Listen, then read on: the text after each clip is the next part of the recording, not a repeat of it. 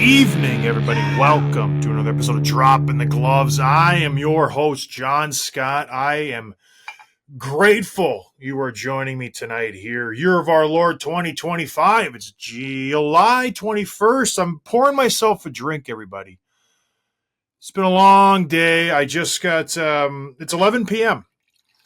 I just got done working at, listen, I'm going to be a one percenter here.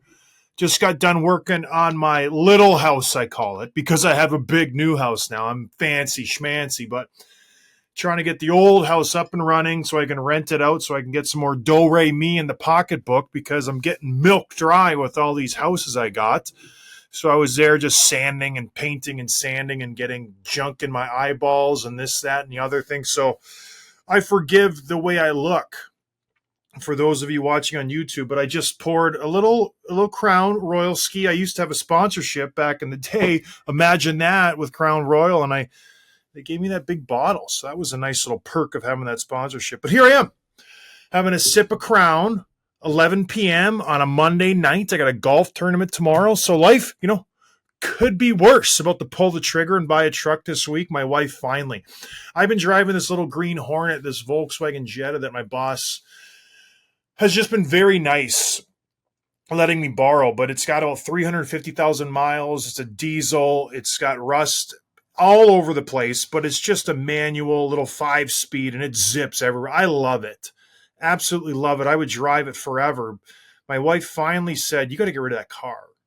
I can't drive it. So when she wants to go somewhere, she has to take the big van, and that limits her freedom, which I like. I like to limit my wife's freedom. I say, you stay here, and that's where I want you. That's where I need you. I don't need you driving everywhere. Just kidding. Relax. So she's like, I need a car, because if I need to go somewhere, I can't drive your little car. I can't drive manual. So here we are. I think I'm going to go to Chicago on Friday and pick up a pickup truck. I like the feedback I got from everybody. I'm going to go with, there's a nice Chevy Silverado. It's a Z71 4x4. Long body, so 6-foot bed, extended cab, so it's a long truck, very, very long truck. Got a decent amount of miles on it, which is the only issue. But the guy says, oh, it's all highway miles.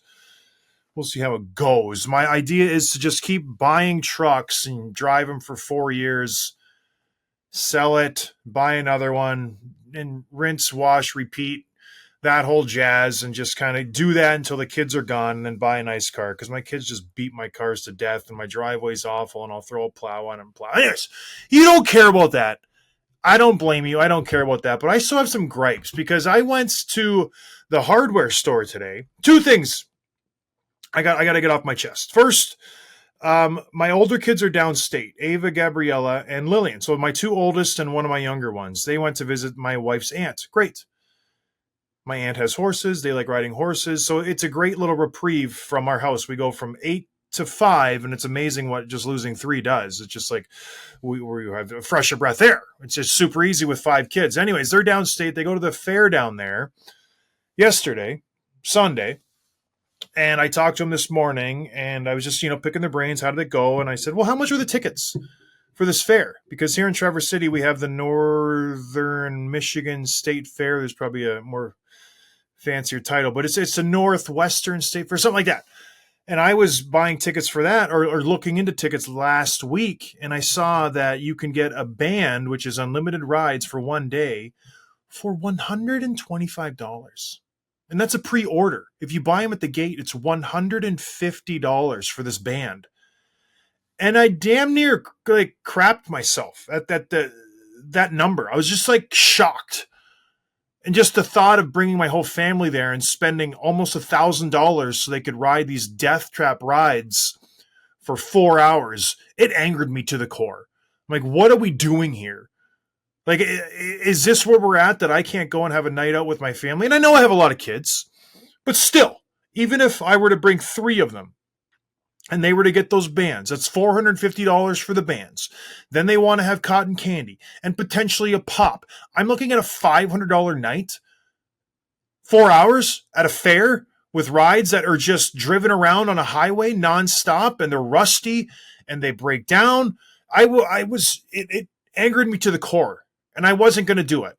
But then my daughter, my sweet daughter, I was talking to her this morning and I go, how much were the bands down there? Because it's the same fare. It's just Arnold's Fair, and they go around from town to town to town, and they do these state fairs. It's what they do. She goes, the bracelets are $30, Dad. And I had to repeat what she said. She says, yeah, they're $30. And my blood started to boil again. And it just, like, why is it cheaper downstate Michigan? And then they come up here and it's quadruple the price? Times it by 5? What's the next up from quadruple? Cinco de Mayo the price? I'm so upset at this. I have to go back and make sure I'm not wrong, and I didn't read it wrong, but I read it correctly. It's just great. We're not going to do it. I told them we will not be going to the state fair. We're going to go to the Michigan. There's like a Michigan land or something here that you can go to an amusement park and spend half that price, and they have roller coasters. And they have like permanent rides that are safe, that get checked and inspected. The fair here in Traverse City 3 years ago got national attention because one of the rides, the pirate ship that goes around and around and around, it started to lift off its bearings, its moorings. And the people on the ride were almost tipping over backwards. They had to get people who were watching their kids on this ride were jumping on the railings to hold it in place. Not that worked, really. This is a 150-ton-pound ride has centripetal force, and it's bouncing up and down. And here's this 20, 30 people who weigh 150, 200 pounds each trying to hold this ride down. But still, the effort was there. Anyways, it drove me crazy. So that was my first sign of inflation. And the second one, I'm painting. I go to the Home Depot today to buy painter's tape. You know how much a roll of painter's tape costs these days? $8 for painter's tape. $8 for one roll of painter's tape. Not a chance. Do you honestly think, those of you who know me, think that I bought that tape? Not a chance in the world. So if you come to my house and you rent it out, don't look at the edges. They're not going to be straight. Thanks a lot, Obama. Inflation up my... Thanks a lot, Trudeau. Jerks.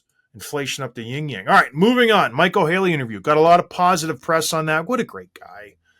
Great guy. Love talking to him. It's just salt of the earth. I did my little Twitter poll of people who you want me to interview, and he was one of the guys that kept coming up. Michael Haley. I'm doing Andre Waugh tomorrow. Tough guy for the Tampa Bay Lightning. I do a lot of charity events with him. One of the biggest personalities you'll ever meet in your whole life. If you ran across Andre Waugh, you don't forget it. He's loud, he's boisterous, he's funny, he's charismatic, mountain of a man. So he's going to be on the show tomorrow. So stay tuned for that. But just, I enjoy talking to the fighters, but I'm still working on some other people. In my Slack channel, the boys and girls were giving me names today, and I was just throwing out invites left and right. And said, I messaged Evander Kane. Everybody knows my feelings for Evander Kane, but that's why I'm doing this for you people, to try to bring you entertainment. But anyways, moving on. What I wanted to talk about today was the new CBA deal.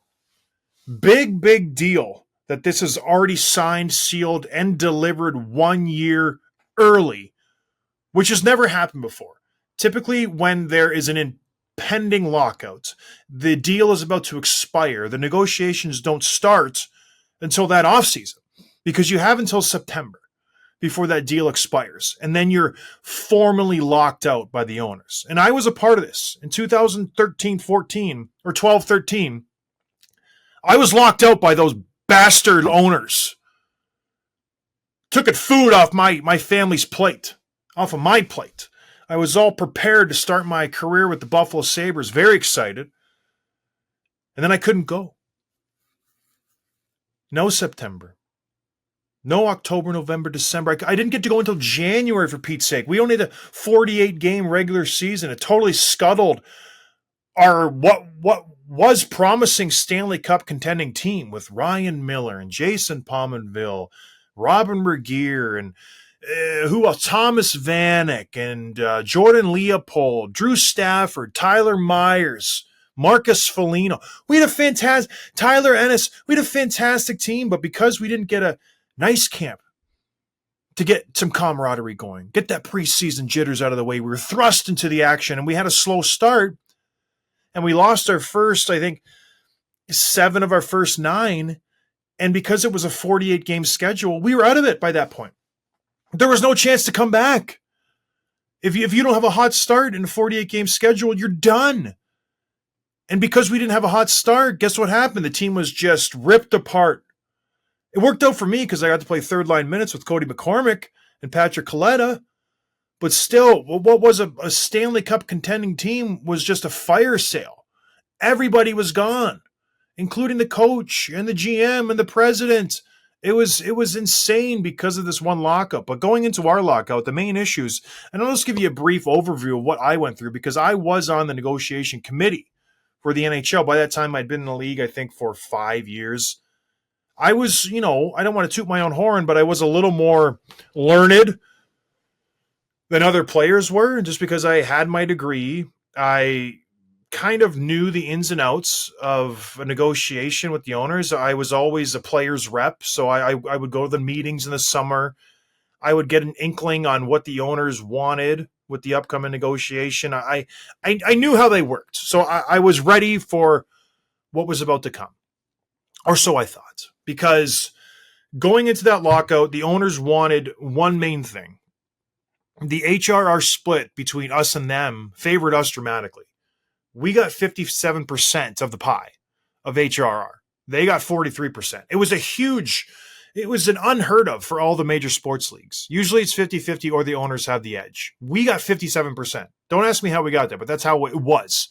So the owners wanted to correct that. And so they threw the first salvo. And this was early on. So like I said, we had until September to get the deal done. So the season ends. You do free agency, you do the draft like we do every single year, July 1st, here we go. Hold on, I just got a text from Andre Waugh. His wedding anniversary is Wednesday. Could we do it later that Wednesday? All right, so anyways. It's just, his ears were burning. It's so funny how that works. So he texted me at 11:15 at night. What a guy.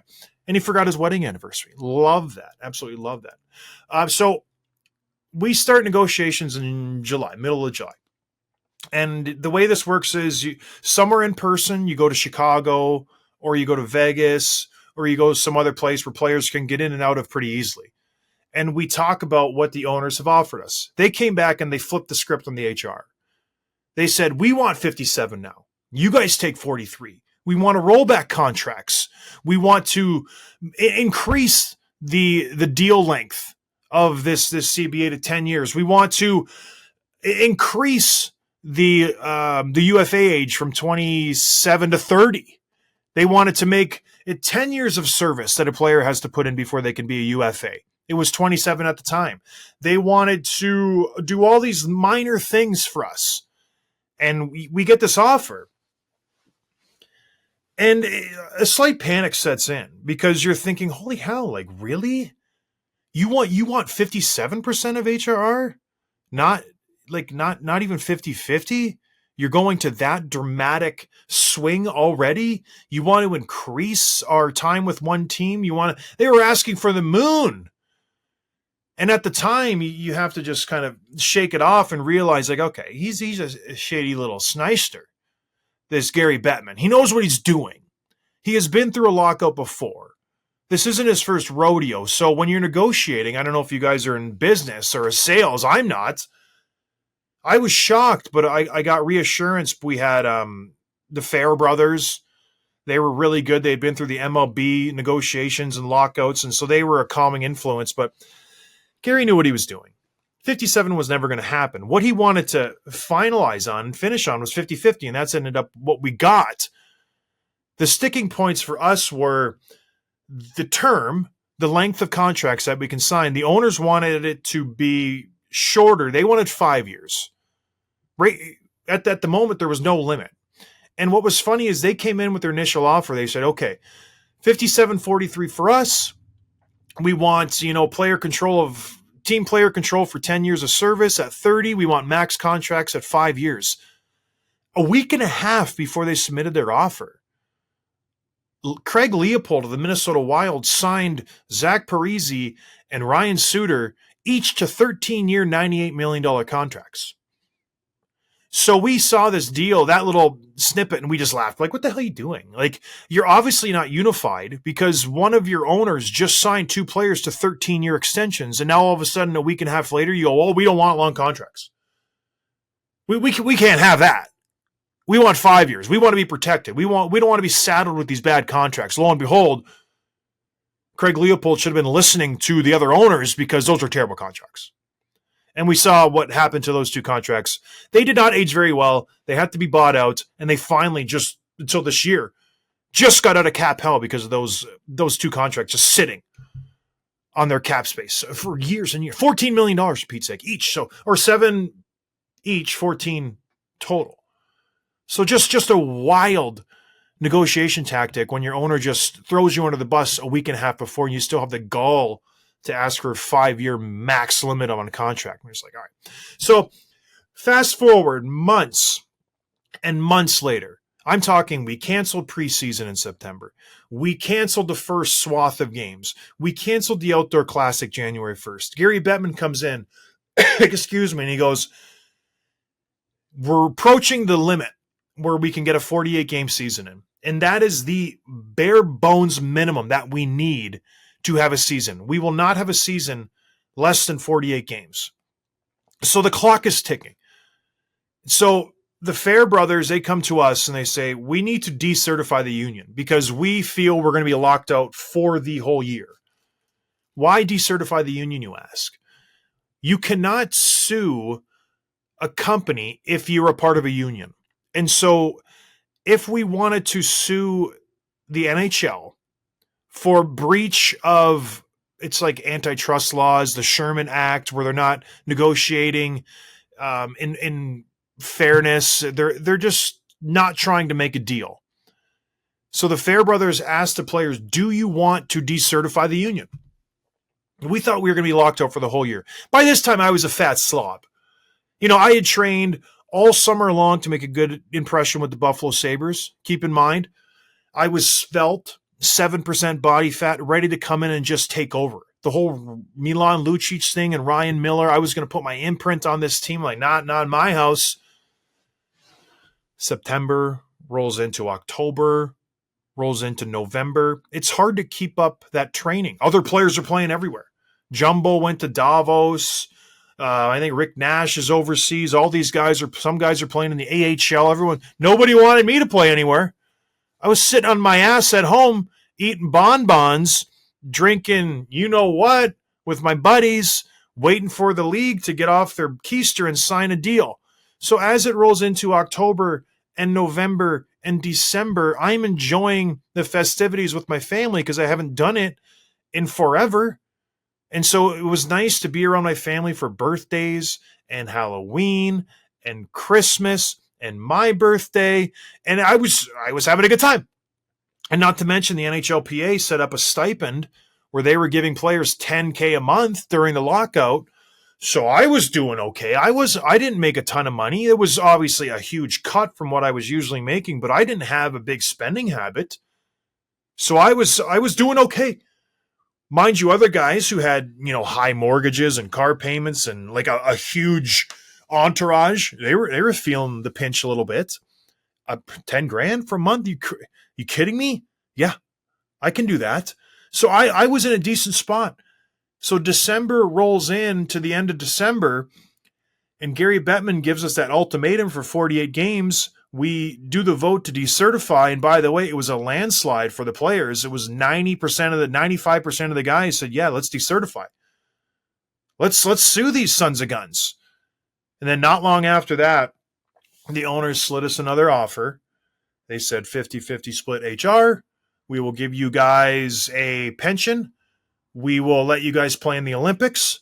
We will make you whole over 3 years, a $300 million package. Yes, we still lost money, but that money was to give us our lost wages. So over the next 3 years, we would get these checks in the summer from the league saying, here you go. This is for the lost, 4 months that we didn't play. They got, obviously, the escrow. They got the 50-50 HRR split, and there was a couple minor things. But all in all, I feel like we did okay. The pension was the big thing for us that I think just kind of slid under the rug that no one really noticed. But it's great. It sets us up for life where we get a pension, and it's a good one. So was it a necessary lockout? Probably not. I think the big sticking points were the contract lengths and the make whole amount. The owners initially started at 150 million. We got it up to 300. They wanted a 10-year contract length or 5-year contract length. We got them to go to 7. So, all in all, it wasn't a huge distance, but boys being boys, everybody was stubborn, and there was massive weeks at a time where we didn't even talk to each other. We're just like, screw you. I remember going in there and be like, no, like this is an embarrassment. This is not good negotiation. And so we would have weeks at a time where we wouldn't do anything. And we were struggling within the union, and there was infighting, and there was guys saying, let's just play. I'm on the last couple of years of my contract. I want to get out there. I want to make money. And we had to do the greater good, which was, fight and get a good HRR and get, a respectable number at escrow and get the pension. So all in all, would I lock out again? Probably not, because that stunk, but it was good for the players who come after us. That's what we always said. We do it for the players who come after us. And I was talking to Fernando Pisani and Ethan Morrow one night, and they were a part of the 2002 lockout where they lost the whole season. And they said when they came back, the part of the new CBA was they got their salary chopped by, I want to say 17%, maybe 24%. It was a large amount. Every player's salary got whacked to that amount. And Ethan Morrow had just signed a big ticket. And he's like, I signed this new deal, and then I show up the next year, and a quarter of my salary is gone because of the new CBA. And he's just like, he was a little perturbed at that. But, that's what it takes. Some people take a hit so the next guy can make more. All right, moving on to this CBA. Will we have another lockout? No, because they signed it a year early. Why did they sign that a year early? Is because things are going so well. They would not have done this, the owners, if things weren't going well, if they were losing money. They would not have done this if the projection for the NHL wasn't what it is today. The NHL is doing very, very well. They have a good TV deal in Canada. They have a good TV deal in the United States. They're getting great ratings across the board. I think it's didn't do as well in the USA this year, but it was buttressed up by Canada and having Edmonton in the Stanley Cup Finals for 2 straight years. That is huge for the bottom line of the HRR. To have the Canadian teams a part of the playoffs, to get Toronto long runs, to get Montreal making the playoffs, to get Ottawa in the playoffs would be great, to get Edmonton making those long runs. All of these factors play in to making a ton of money. Those 7 teams in Canada make up, I don't know the exact number, but it is a huge amount of the total HRR across the board in the NHL. There's a lot of teams that still lose money, mostly in the South, but that's always going to be the case.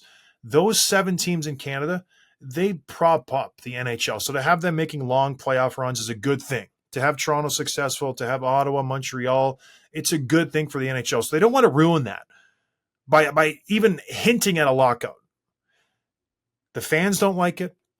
The players unanimously get blamed, and the owners come out looking terrible. There's no winners in a lockout, so they wanted to avoid that, and they did.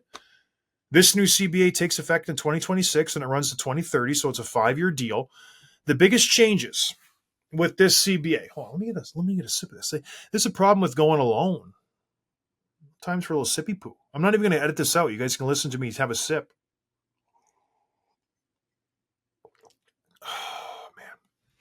I don't do this very often. I'm going to start doing these night episodes. I like it. Just relax. Let the hair down. All right, the big thing. The regular season will increase to 84 games. Oh no, 84 games. People forget in 1992 to 1994 they had 84 games. They were trying to do neutral site games. And it was this new thing. So they have had 84 regular season games before. They obviously got rid of it. They haven't had it since 95. The reason they do this, it's money. Like, let's be honest. They try to make you think, oh, well, it's going to balance out the schedule now that we play every team and we go here and we go there. We want more interdivision games. We want more rivalry games. It's the money. And that's what it boils down to. That's why the NFL went to 17 games. That's why the NHL is going to 84 games. They're cutting preseason games because nobody goes to preseason games. 2 more regular season games because people go to regular season games. They will make more money. The owners are happy. The players are happy. Everything is good. I don't think it's that big of a deal. I honestly don't. 2 more games, not a huge deal. Not that they were playing preseason games anyways. The higher end guys, it is a little more wear on their bodies. Maybe. I guess that's one of the cons. That's what people are saying. Oh, it's these poor players. It's going to, affect them. I don't know. What's 2 more games? They already do the Olympics. They do the 4 nations. They train year round. They're skating 24/7, 365 days a year. I don't think it's that big of a factor. These guys are machines. I think back in the day, in the 60s, 70s, 80s, when they didn't condition and train like they do these days, it might have been a factor. These guys are so good. This will be nothing to them. So I don't see this being an issue whatsoever. Where it does impact people is the preseason, because the preseason gets shortened dramatically. It goes to 13 days, which is minuscule. Typically, it's like 4 weeks. You show up, you do your testing, you do your workouts, you do inter-squad scrimmages, you do some, scrimmages preseason. You have 6 or 7 preseason games. Then you have a little break, and then you have the regular season. They're condensing that to 13 days. Where this affects is the 5th round draft picks, the 6th round draft picks, the unsigned free agents who come to camp. GMs and coaches will want to whittle down their roster so fast to get to their core, to get prepared for the regular season. You won't have time to find that hidden gem, right? You won't have time to, in Chicago to find that Andrew Shaw who goes, oh crap, like look at this kid in camp. Like he's buzzing around there. Like let's give him another chance. Let's give him another preseason game. If there's only 3 preseason games or 4 preseason games, you won't want to waste that on some fringe player who you don't know anything about. So that's where it will affect players the most, is you won't see that guy from University of PEI who's getting a shot. And you give him 2 or 3 preseason games. You won't find me. I would not have made the NHL without the extended preseason. There's no way I would have. Because when I first went to a camp with the Minnesota Wild, I was expected to cut right away. And then I, opened some eyes. I played 1 game. I played 2 games. Next thing I know, I'm the last cut for the Wild. I'm sitting in the locker room with Sean Bell. I'm like, you're a first rounder. What am I doing here? And we're the only 2 guys in the Black Aces room, and the team's set. And it was just that I just worked my way there. So I would not have made the NHL with this longer regular season and shortened preseason. So it will affect those guys, which is kind of crummy. I know. And I don't think the additional 2 games will do anything but hurt those younger guys. All right, number 2. The LTIR loophole is gone. No more. There will be no more Tampa Bay and Kucherov and Vegas Golden Knights and Mark Stone in 2023 and Tkachuk in 2024. And obviously it started in 2015 with Patty Kane and the Chicago Blackhawks. No more. Not a thing anymore. Your team, not this year, so this will be the last year for you to go for it. Starting in 2026-27, your team will have to be cap compliant for every playoff game. And there's some more technical stuff that I'm not going to get into, a higher limit and a lower limit. I don't really know the totality of it myself. I have to dig a little more, but that's it. I don't know how you feel about it. I didn't really mind, but I think people really got a hold of it was when Dougie Hamilton, they were playing the Tampa Bay Lightning and they lost to the Lightning. And he said, yeah, we're a good team, but we were playing a team that was $18 million over the cap. Was he wrong? No. Could his GM have done something? Maybe. Probably. And that's where, good moral backbone maybe gets in the way of winning. Because you can't sit there and tell me that Julien Brisebois and Kelly McCrimmon and Billy Zito, you can't tell me that they went to those respective players, Kucherov, Stone, and Tkachuk, and they didn't say, hey, I know you can probably go, but maybe don't. Maybe, let me just sit this one out for the next month. Be ready for game 1 of the playoffs. You cannot sit there and tell me with a straight face that conversation didn't happen. 100% that conversation happened. With the team doctor, with the GM, with the player. Without a doubt in my mind, they said, don't force it. And maybe in legal ways, they didn't out and out say, don't play, even if you're healthy. You skirt that just in case you're in a court of law, which they never will be because it's not a criminal offense. But just so you know, don't force it. You're a vet. Take your time. Make sure you're 100%. We need you for the playoffs. Make sure you're 100%. It's the middle of April. Are you 100%? Yeah, I'm like 98, bro. I want to get out there. Not 100. Not 100. Maybe wait till you're 100. Guarantee that happen. So that's gone. No more LTIR loopholes. That's it. We're going to have cap-compliant teams. It's a new ball game. Do the Florida Panthers win the Cup this year without Marchand and Seth Jones? No. No, absolutely not. Does Tampa Bay win it in 2021, 2022? No. Vegas Golden Knights win it in 2023?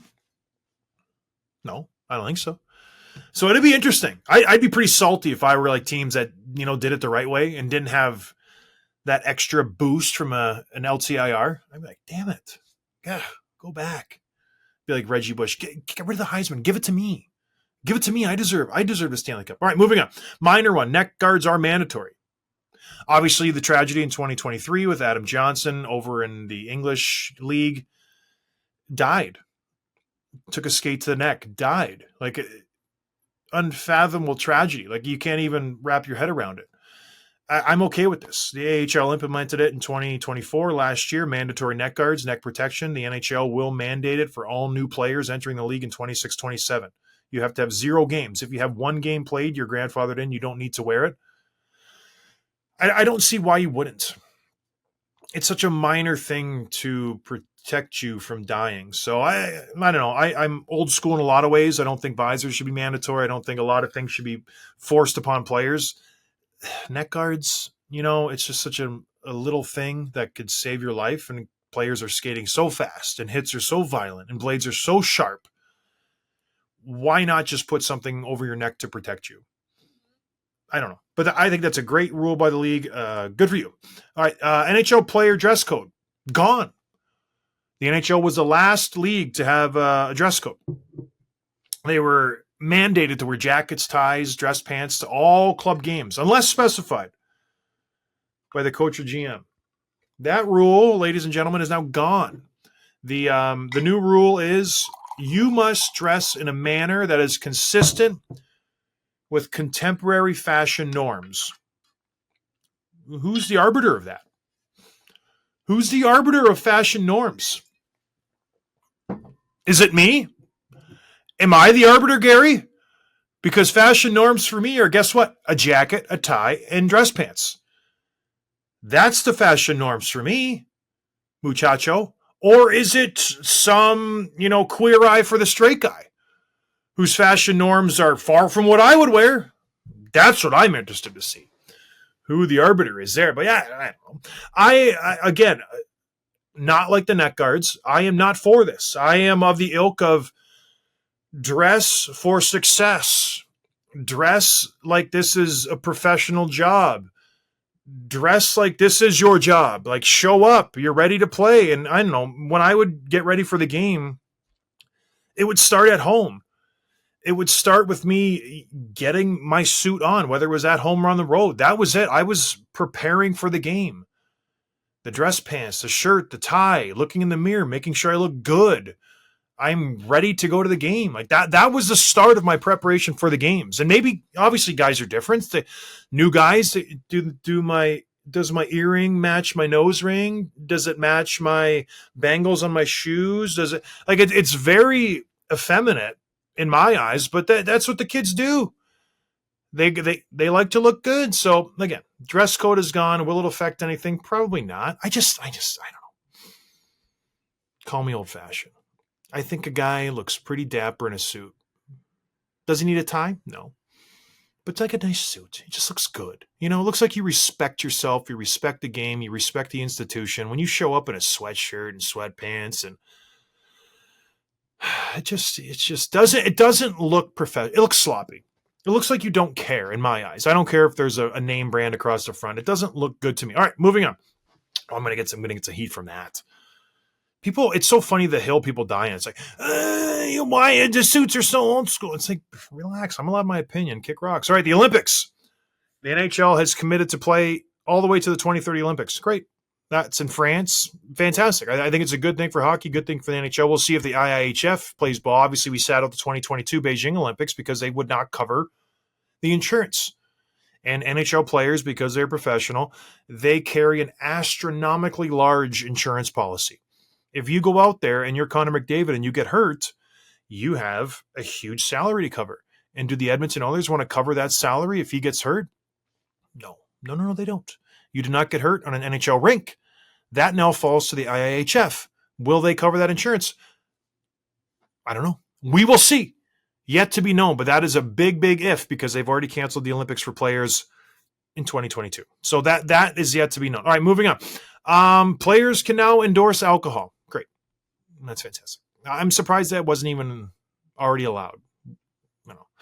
The e-bug is no more. The emergency backup goaltender.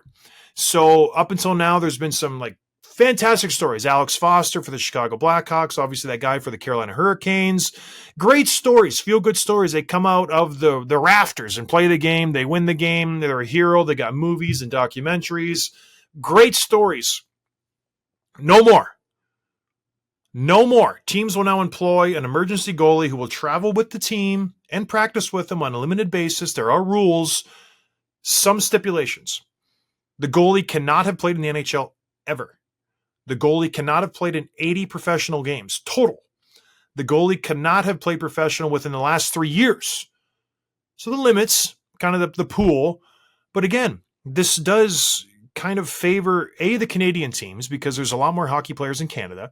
So you can go and pick a goalie who played in, the University of Alberta, who's a stud, who's 33, 34 years old, who just didn't play professional hockey, who's an absolute dynamo, versus trying to find a goaltender in Dallas or Tampa. It's tough. Or San Jose. The pool to choose from is not the same.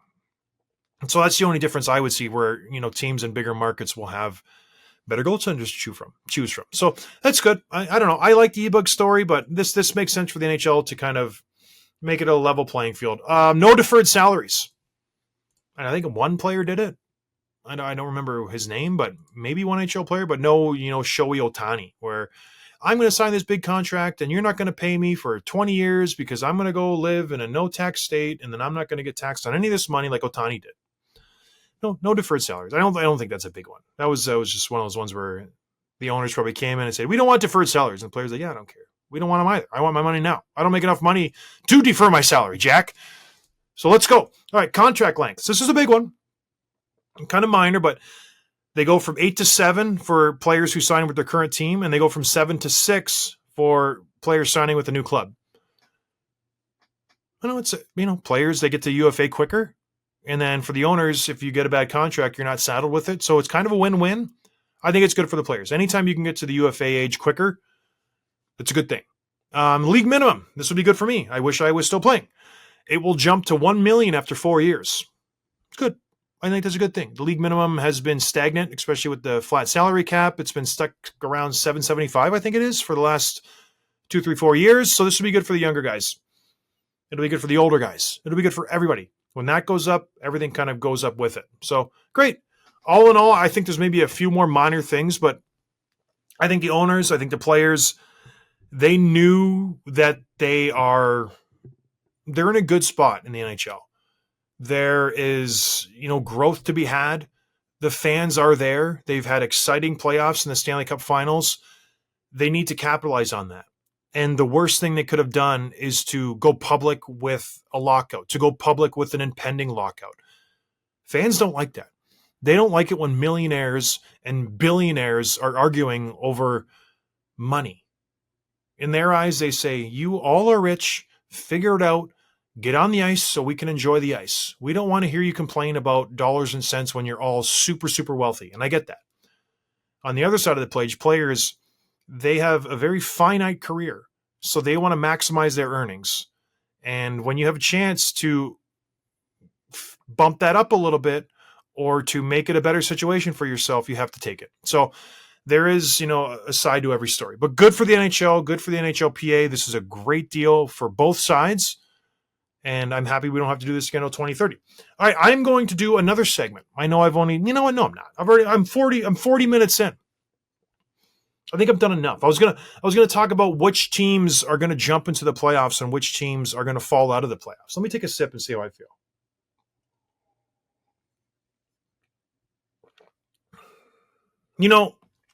I used to not like liquor. Well, let me backtrack. I used to really love liquor when I was a kid. I would with my buddies back home in St. Catharines. I used to drink Crown Canadian Club. And then I would go out and get in a little trouble in Port Dalhousie. And then I got to a point where I was like, man, then maybe this just Canadian Club isn't the wisest idea. Because I would maybe overdo it a little bit. I had no temperance. My portion control wasn't where it should be. So I stopped drinking whiskey and rye and bourbon. And I just went straight beer. And it was a great 20 some years. But now I'm old. I'm 42. A little more responsible. I know my limits, and I have a nice glass of Crown Royal, and I feel good. It tastes delicious, by the way. If anybody listening from Crown Royal, it tastes delicious. All right, I am going to do this last segment because I think it's fun. I think two teams are going to jump into the playoff picture. I don't think any team in the East will change position. I think last year the bubble teams in the Eastern Conference were Ottawa and Montreal. Do I see either of those two teams regressing? No, I don't. I think Montreal got drastically better. I think Ottawa will get better because of the experience they got in the playoffs. The teams that I could see falling out, the Devils, I think they'll have a better year.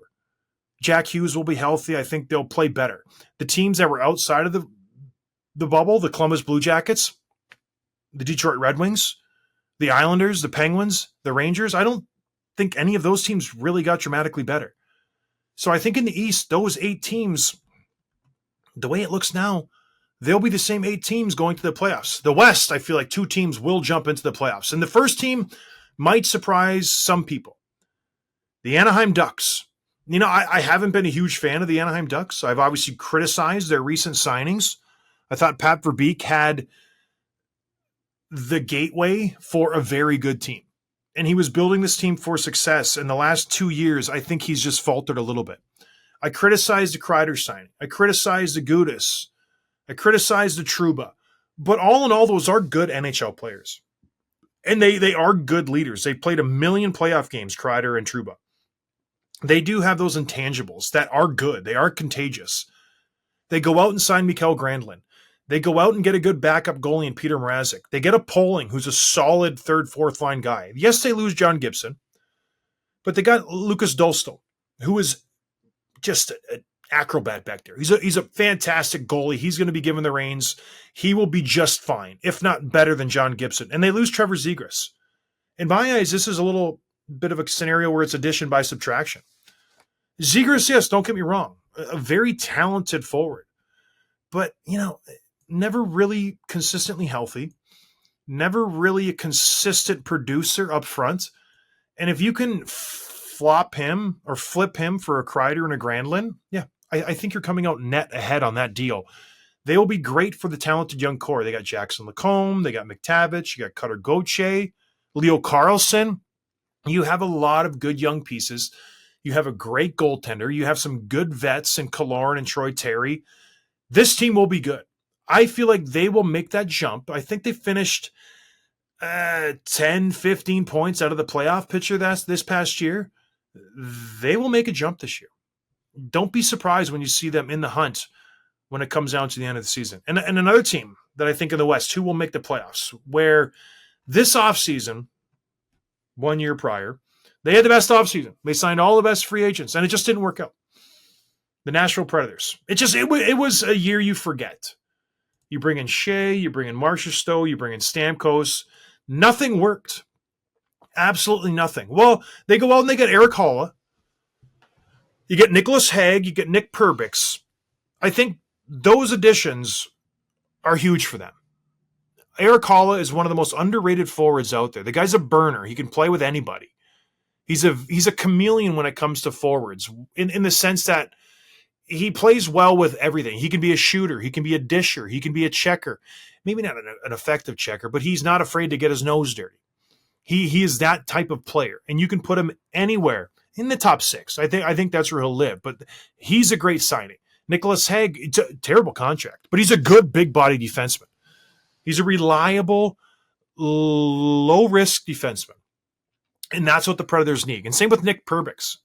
Very similar. And that's what they ranked 27th in goals allowed this year. They were terrible on defense. And keep in mind, that's in front of one of the best goalies in the league, in UC Saros. So they have the goalie. Their defense was atrocious. Those two guys will shore up that back end. And they still have Yossi. They still got Stammer and Forsberg and Shea and Marchessault. They have a great, great team on paper.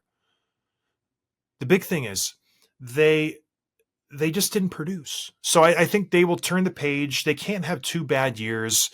This was a blip on the radar for the Nashville Predators. I think they make the playoffs and make some noise, and you'll see them maybe in the Western Conference Finals. We'll see. Which team is out? I don't know. I think the obvious choice for me is my first team in the NHL who gave me the chance is the Minnesota Wild. I was so excited for Billy Guerin. You know, here's this guy who gets his first GM job, and he's saddled with $14 million in dead money for 3 years. And you have to navigate that. And he does. He does just perfectly navigates it. And then you get the shackles. Your shackles are thrown away.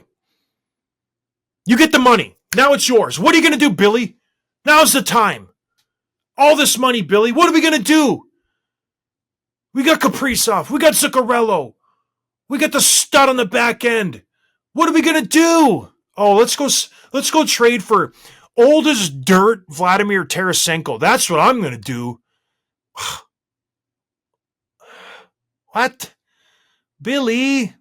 Oh, we're going to get Cal Peterson. Billy? We're going to get Abe Kubel. Billy? Ben Gleason? Billy? Tyler Pitlick? Billy? Oh, Stanley Cup champion. Yes, Stanley Cup champion. Nico Sturm. Billy boy. No, not good. So I think I think they will miss the playoffs. Unfortunately, I want them to succeed. I wanted them to go out and get Mitch Marner. I wanted them to go out and make a trade for a dynamic player to play with the Kirill Kaprizov. Maybe they're holding their money because this year's free agent class wasn't great. This upcoming season free agent class, it's beautiful. So maybe Billy's playing the long game and saying, I'm not going to invest in a guy when I know all these studs that are going to be UFAs this coming offseason. Maybe that's what he's doing. And he's just saying for this year, you know what? Give me 82 games, and then I'll give you a team. Who knows? But for this year, 25-26, I do not see them making the playoffs again. So that's my team that's out. I don't know someone else in the West. I want to say the LA Kings because, again, they talk about money and wasting money. The LA Kings just did it this offseason. I wanted them to make some moves, and they just stinker after stinker after stinker. But I don't see them falling that far. They were a great team this year, and they have a lot of talent. So I don't see them falling out. And the Jets, Stars, Avalanche, no. The Blues, maybe the Blues, but maybe I'm a little too bullish on the Anaheim Ducks. So my eyes, the Predators are in, the Wild are out, and the Ducks, maybe Calgary Flames, Vancouver Canucks, Evander Kane. I'm going to get them on the show. I don't know. But that's it, everybody. I did the last segment. Like it or not, I did it. I am John Scott. I appreciate the support. I will talk to you, hopefully, with an interview with Andre Wine. Thanks for joining me, everybody. I'll talk to you later. Cheers.